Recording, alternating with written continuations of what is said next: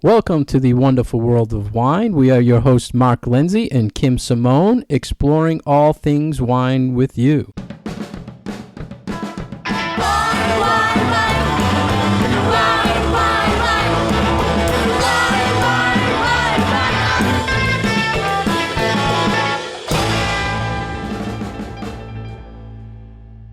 Today, our first topic is recycling corks, and this was actually a Recork company that posted this article. Kim, do you recycle cork?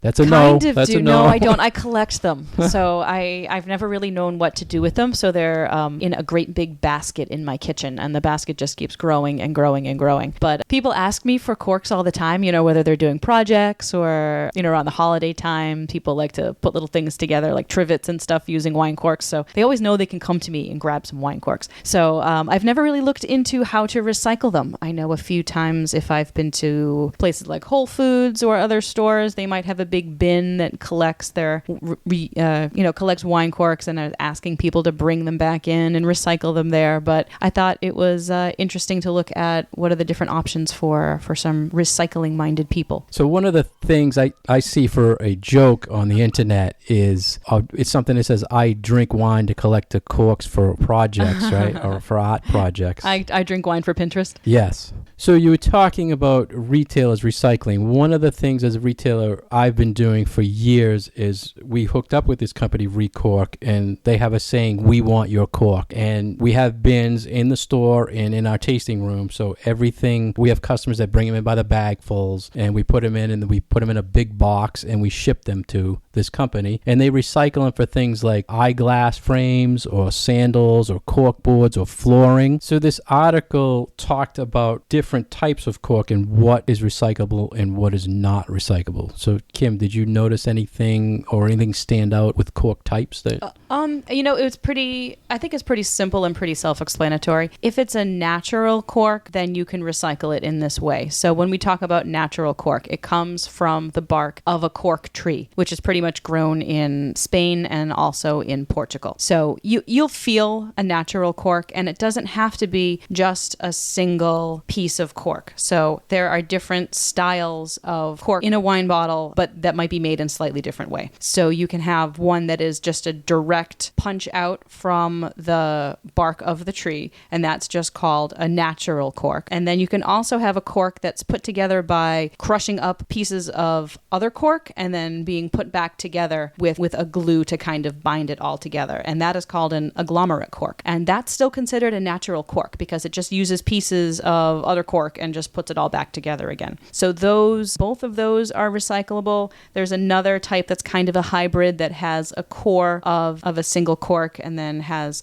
some of this reconstituted cork wrapped around it. That also can be recycled. And then if it's a cork that comes out of a bottle of either sparkling wine or some higher end craft beers will be bottled with a cork, those have to be a single piece of cork because otherwise they won't hold the bubbles in the way that they're supposed to. So all of those count as the type of cork that you can recycle in this way. What you need to be aware of are the ones that are made of plastic. Yeah, the plastic or synthetic corks. The first three you mentioned, champagne in particular, you can recycle those champagne corks. Do not bring in the metal cages. A lot of people just leave the cage on. But the synthetic cork, which is 100% plastic, and I did research this with the local waste management recycling. You can recycle this at your curb, but you can't recycle it in the Cork Recycle Center because it is plastic, so you can put that with your plastics. And they also talked about screw cap wines. Obviously, you cannot recycle that with the Cork Center. But one of the interesting things I always found when I first started this program, we were sending out tons of cork. And then people, like you said, they found out you have the corks. And I had one person in our wine club, she collected a box of them and she made an actual wreath out of it for our wine room. So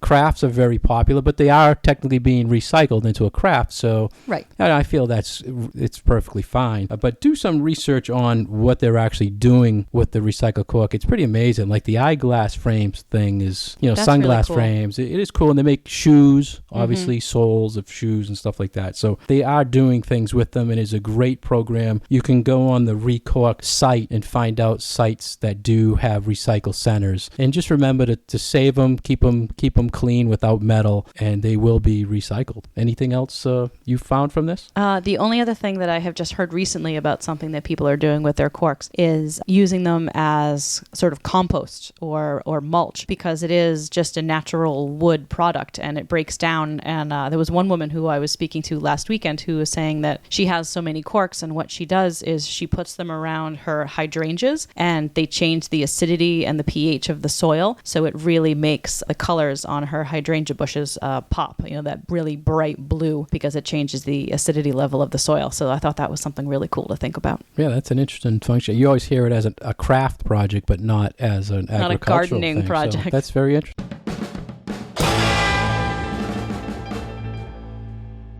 Welcome back to the wonderful world of wine with Mark and Kim. We want to talk to you a little bit right now about how to feel comfortable ordering wine off of a restaurant wine list. And this was an article that we found in Food and Wine magazine, and it gave some really useful tips on, if you are not really familiar with a whole lot of the wines that are on a particular wine list, how to go about ordering something that isn't going to have the highest markup on the menu and that hopefully will taste really good with your food. Yeah, and they, at the end of it, was wine list like a pro. So, I was reading this, I'm like, wow, because I always get intimidated. I'm in the business, you're in the business, and when I have a list in front of me, it can be overpowering, the list, when you're trying to pick something out. But the main thing, I guess they started with, they gave pointers of how you can kind of decipher the list. One of them was avoid your comfort zone. So you go into a restaurant, you don't really want to get the same wine you're drinking at home. You want to venture out of that comfort zone. So do you agree with that, Kim? I do. But that being said, it's a little scary to choose something that you're unfamiliar with. And I think this is where a lot of wine lists kind of can get you. Every wine list is going to have a Pinot Grigio on it. Every wine list is going to have a Merlot on it. Everyone is going to have a big California Chardonnay on it. So if that's what you ordinarily drink, sometimes the restaurant is hoping that you'll just order that because that's what you're comfortable ordering. And then therefore they can mark it up a little bit more because they know they have to have it on the wine list, because it's just going to move, because a lot of people are only going to order that because that's all that they know that's on the list. So while it is a little scary to order something that you are completely unfamiliar with, sometimes it can be a really great way to find something new and very enjoyable. So let's talk about how we approach a list. Myself as a retailer, the first thing I look at, I know cost. So now I'm opening up and say, wow, usually it's 2 times or 3 times retail what they sell a bottle. So I look for things maybe I've never explored or tasted that I'm not familiar maybe with. So I find that as my avoiding comfort zone. I'm getting something I don't really know anything about and I want to explore it. How do you first interpret the menu? So I'll look for regions and maybe pick a region that I am familiar with, but a producer that I'm not familiar with. Or, I know that I like... So it's out of your comfort zone. So it's out of my comfort right? zone because it's a wine that I've never had before. So let's say I like, Ribera del Duero from Spain. And I know that those wines are made from Tempranillo grape. It's like, okay. So I might look on their wine list in their red section, and if they have either other wines from that region that I'm not familiar with, or other wines made from that same grape, but from a region that I don't know anything about, I might try one of those. So I think we're on the same page as far as we're getting out of that comfort zone, and we're trying to explore different things. The one piece of advice I thought that was just great, because I always use it when I talk about food and wine pairings or going to a restaurant, they say think local. For instance, you're at an Italian restaurant, you're eating Italian food, you probably want to explore an Italian wine. Mm-hmm. So do you give that advice for when you pair food or when you're looking at the list? Absolutely. And especially if you're going to a restaurant that does specialize in a certain cuisine, definitely go for something that is from the region that the cuisine is from. So say you're going to, a Lebanese restaurant, and they have a whole mess of Lebanese wines on the menu that you have no idea about, and then they have a California Pinot Noir. Don't buy the Pinot Noir. Get something that is from the local place that the food is from, and try it out with the food, because those wines are meant to go with those foods. In a lot of places, the wine traditions have grown up hand in hand with the food traditions of the area, and the food and the wine just naturally go very, very well together. So you have a location or region that you're looking at because of the food type. Next, they say you look at price and vintage. I don't necessarily always look at vintage vintage on a restaurant wine list. More often than not, I find that maybe the wine list hasn't been updated enough, and so there's a new vintage in stock that hasn't been reflected on the wine list. I kind of feel like, a restaurant is going to have, just like a retail shop generally will have, it's going to have whatever is recently available or currently available in the market. So, I don't really pay too much attention to the vintage. And they're saying vintage because if, say, it's a 2012 and you knew it was a great year, you'd want to go towards that vintage more than the 13 vintage. But it's so hard to remember, without going to a chart. There's so much to know about wine. And I mean, Mark and I do it every single day, and still there's so much that we don't know. I feel like it's a little much to ask for people who are just going out and having a nice, night at a restaurant to be having to worry about, oh, is this a good vintage or not? It's like, okay, that's what the server, if they know about the wines, that's what the sommelier is there for. That's what the beverage manager is there for. Don't worry about keeping that stuff in your mind. And that was the next thing they recommend. If there is a sommelier, take the advantage of that, asking them questions about the wine list or listening to their recommendations. A lot of times it's very rare to find restaurants with sommeliers. But a lot of the wait staff will be trained. And what's your opinion if it's not a sommelier, but a wait staff tells you, I recommend that? Would you go with that? Usually I'll take into consideration what they've said. I'll sometimes try to figure out if they actually know what they're talking about or not. And if it is a server who obviously has an understanding of the list and an understanding of the menu and has some enthusiasm for it, then yeah, I'm much more likely to take their recommendation, because there are a lot of people on that side of the business who are just as into it as we are and just as geeky about it and want to learn everything that's out there. And they want to talk to you about the wine. Like, that's where they feel like they're going to be able to make an impact on helping you have a really enjoyable time out. So if you, go out to a restaurant and there are knowledgeable staff there, yeah, take them up on their knowledge. And what you said about you listen to what they said and then you can kind of tell true or not.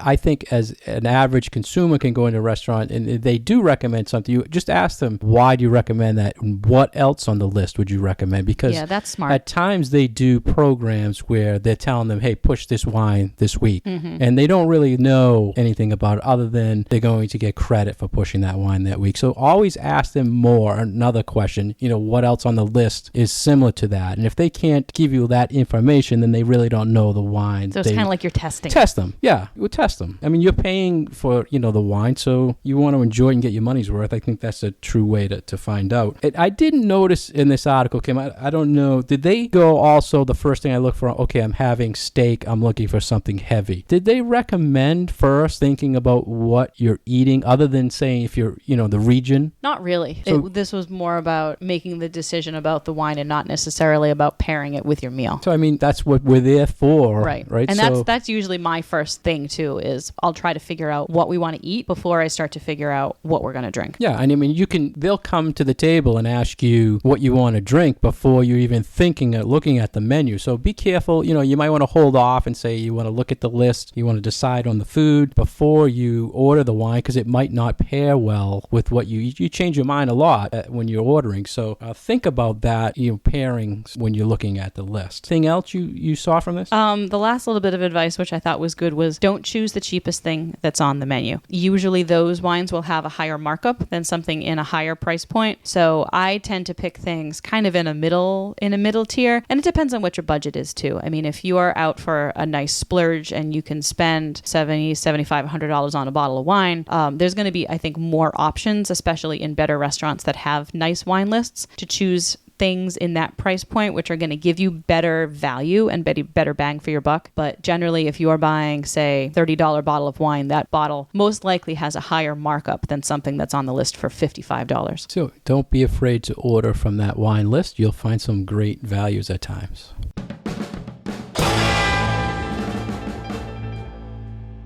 Welcome back to the wonderful world of wine with your hosts, Mark Lindsay and Kim Simone. We've been talking an awful lot about California wines from Sonoma, and we read a lot of articles that come out of a lot of the smaller publications from Sonoma. And there was one recently from a page called Sip on This, which is published by a Sonoma travel site. And it was about tasting room etiquette and how to handle yourself in a tasting room. This was a little bit of a tongue-in-cheek article, but I thought it had some good tips. How often do you get to taste taste wines actually on location, Mark. I know it's not something that I get to do very often, but when I do, it's a real treat. I think in general, you can look at this, not just a tasting room, but just a tasting in general. I mean, when you walk into a store and they're handing out samples, or you go to a sit-down tasting. And like you said, a lot of this stuff was kind of jokes, don't kiss the guy, don't get on the table. But there were some serious things. And one of them, I feel, is don't pour your own wine. And that is the job of the tasting room. Or sometimes you go, things are pre-poured. You don't want to grab the bottle and start chugging your own pours. It's probably not even legal for you to be pouring your own wine. So hands off the wine bottle. Yeah, don't grab the wine bottle. The other thing was, and I'd like your take on this because I know you're an animal lover. Don't bring your dog. Don't bring your pet. And I see this. It's a huge trend right now where people are bringing their pets and tasting wine. And the geek, you don't want other things in the room that can throw off the flavors or the aromas of the wine. So what do you feel? I mean, is this a trend that it's getting away from the geekiness, or what do you think on that? For me, that this sort of seems to be common courtesy in that you're not wanting to introduce something that's going to be a big distraction. And if you have a dog with you, then I think that that's a distraction. They also said don't bring your kids. And I know that there are plenty of people who like to introduce their children to the idea of wine trips and seeing the culture of wine being made, not necessarily the kids tasting the wine, but just to be exposed to the idea of it. But this did say no dogs and no kids. So I think it's more the distraction factor, not only for you as you're tasting, but for the other folks that are around you as well. But I don't really want kind of wet dog smell if I'm trying to taste wine, because that's totally going to throw off my impressions. I agree with that, but it's trending popular, so I always have a hard time figuring out why. Maybe it's another one of those generational things. Yeah, could be. The other interesting thing was, and I totally agree with this, is don't be negative when you're tasting the wine. So let's say you're in a tasting room, or someone is at the tasting that actually put that product in the bottle, and they're very proud of that wine, and then they give it to you to taste, and the first thing you say is, oh, I hate this, or this is horrible. Just taste it, and don't, the etiquette alone, these people put a lot into this, so you don't want to hurt their feelings or insult them. It's not your style. Just kind of walk away from it. And I've seen that a lot. And I've seen it the other way, where if you say something where you try to be polite and say, oh, it's not my style, and then they might come back rude and say something, oh, well, it's not made for you, or something like that. So you can go both ways. So be careful with that. They didn't really mention this is a tasting. Anytime you go into a room or an event, you're tasting. You're not there to, and what I see these big events, people just putting their hands out. You probably saw it at the wine riot. People just put out their hand with their glass and they expect someone to pour it, and they just want it in the glass. Right. This is not a drinking, it's a tasting. So you're not expected to get a full size pour. At the most, we'll be pouring you an ounce of wine, which if you think about it, if I give you an ounce of wine, and somebody else gives you an ounce of wine, and somebody else gives you an ounce of wine, you're going to get a lot of wine in your glass. So be expecting to only get just enough for one mouthful so that you can get the impression of what that wine tastes like, and you can get a little bit of the aromas. But don't expect a full glass of wine, and don't be a jerk about it if people give you a small pour. And don't be afraid to use the buckets that are there to spit, so you can still taste. We talk about this all the time, but a lot of times, and I'm sure you see it too, Kim, you go to these events, there's a lot of people. It's intimidating to spit in front of someone or over somebody, so it can be difficult to, if you don't want to swallow it, it's difficult to kind of find that. And this article really didn't, I'm surprised because there was a lot of joking in it, but they didn't talk about spitting out the wine or tasting. Or about how to really prepare yourself for if you are going into a tasting. And the couple of rules that I almost always tell people is make sure that you're well hydrated and make sure that you have eaten something with protein. Protein is really good for absorbing the alcohol in your stomach and in your system, and you want to stay hydrated because that's going to help process the alcohol a little bit better, and it's going to keep you from getting dehydrated and getting a dehydration headache. So be well fed and not just on bread. You need something with fat, you need something with protein, and keep drinking the water. Yeah, that's great advice. And also always think about if you are going to drink at these tastings, there's Ubers, if you go to wine country, you can get limos and bus services. So take advantage of that so you can really enjoy it and not have to worry about the driving aspect of the tasting. Anything else, Kim, from it? The only other one that I thought was really kind of hit home for me was don't be a snob about it. You know, people like to pretend that they know a whole lot more than they do sometimes.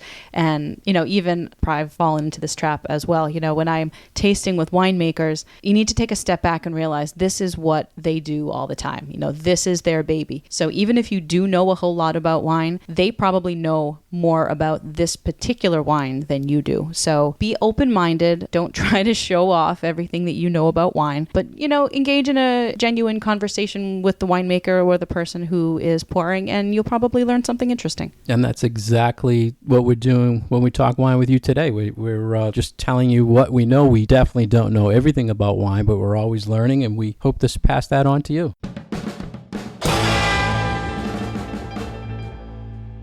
Welcome back to the wonderful world of wine. We are Mark Lindsay and Kim Simone. Our next topic is calories in wine from vin pear. Do you say vin pear, Kim, or vine pear? I say vine pear. Vine Maybe pear? I'm doing it wrong. I've never heard it's pronounced, so a very great site I always use for educational things. But this was talking about what are the sources for calories in wine. So what's your take on this, Kim? I get this question a lot. People when they're trying to be health conscious, but they still want to enjoy their wine, do ask me often, how many calories are in that glass of wine. And there are some wines on the market these days that are touting themselves as lower calorie alternatives to your regular glass of Pinot Grigio. But I thought it was interesting to take a look at the different styles of wine and how many calories they actually do contain. And that calories really come from two places in wine. They come from the alcohols and they come from the sugars. So you need to take a look at how high is the alcohol level in that wine that you're drinking, and is it dry or does it have some sweetness to it? So I find this funny because sugar ferments into alcohol. So you have high sugar ferments into high alcohol, correct? Correct. And then if you don't ferment it all the way to high alcohol, you have high sugar. So either way, you either have high sugar or you have high alcohol. Either way, correct? you have calories. Right. So so you can't win either way with the way it's stressed here. And you mentioned the low alcohol trend. This is one of the tricks I feel in the wine world. They're saying this is a low calorie wine, but when you look at the label, it's 8% alcohol, where it's usually 12 or 13%. So it's low calorie because it's less alcohol. So the issue with those I have is trying to find one that still tastes like the varietal should taste at that alcohol point. Or that hasn't been stripped of its flavor, or that hasn't been watered down. But, a wine that tastes like it's supposed to, but still being able to make maybe a more healthy decision. What really bothers me is that lower alcohol white wine is being advertised as low alcohol, 90 calories per glass. Well, a dry glass of, say, Pinot Grigio that maybe has 11% alcohol is only going to have about 95 calories anyway. So you're only saving 5 calories and you're drinking something that maybe has less flavor, less complexity, a little bit less going on. So this article in its charts said that dry whites are going to be anywhere between 92 calories and 120 calories for a 5-ounce glass. I think that's pretty reasonable. The talking about the low-cal wines, again, they're marketing it to people who are physically active or fitness people, but they also kind of play games on that ounce. They might say a 3-ounce glass versus a 5-ounce traditional glass. Tricky. So there's ways that they kind of, they play things with the residual sugar. So the sweetness, they'll say there is no sweetness to it, which isn't true because all wine has some level of sugar left in it. So you have to be careful with that. But Kim, this is one thing for years I always research and read about it. There has to be a calculation, right? How to do it. And if you do like me and Google, how can I calculate calories in wine? You see a million different versions. Mm-hmm. So I found 2, and one of them calculated out to like the same wine with the same percentage. One of them calculated out to 90 calories. The other calculation came out to 112 calories. So big difference. So I don't know who to go by, the geek mathematician, of what to use for there has to be a simple formula. Most of them say the ounces times the percentage is a calorie. So, it has to be something simple. Yeah, I don't know that there is, because there are so many different components that make up the wine. What's the alcohol level? Sure, but is it enough sugar that you can taste it? And how has the wine had its residual sugar actually measured? It's like you can't really, I don't know, I feel like we can't really tell without having a chemistry lab here with us. Yeah. So what I tell people is just kind of the rule of thumb numbers. It's like, okay, so whites, as long as they're not something that's desserty or super sweet, are going to be anywhere from 90 to 120 calories. Reds from 105 to 125 calories. So that's what you're looking at for dry lowest alcohol is the best way. Right. And the highest one was port wine at 230 calories, so sweet which makes wines sense. that are higher in alcohol, higher in sugar, you're looking at upwards of 200 calories for a glass. Yeah, and I personally, when I drink wine, I'm not thinking about the calories. I'm not either. I don't know. At times I may get concerned about sugar intake more than calories, but I guess it's all plays together. So anything else from calories in wine, Kim? No. Should you think it should be on the bottle? Ooh, that's nutritional a tough information. question. Nutritional information on a bottle of wine. I mean, that's what nutritional information would be. That right? opens a whole Pandora's box of what other things should be listed on the ingredient list of a wine. We can go on and on for hours on that one. We actually have a whole class about that. I did, just on labels in general with that, I did have people who do certain diet plans that ask what's the points and stuff like that. Yeah. I get questions from people who are diabetic about can they be drinking wine? Should they be drinking wine? How much sugar is in a wine? So that, I feel like that is a legitimate medical question. And I am not the person really to ask about that. That is something to be addressed with one's doctor. Yeah, that's tricky to figure out. Calories in wine, if you do figure out a formula, please let Kim and I know, because that'll probably scare us totally now, right? But we'd love to hear it. Thank you for joining us today for The Wonderful World of Wine. We've been your hosts, Mark Lindsay and Kim Simone, and we invite you to visit our Facebook page at The Wonderful World of Wine. Leave us some comments and questions, and we will talk to you all again soon. Wine, wine.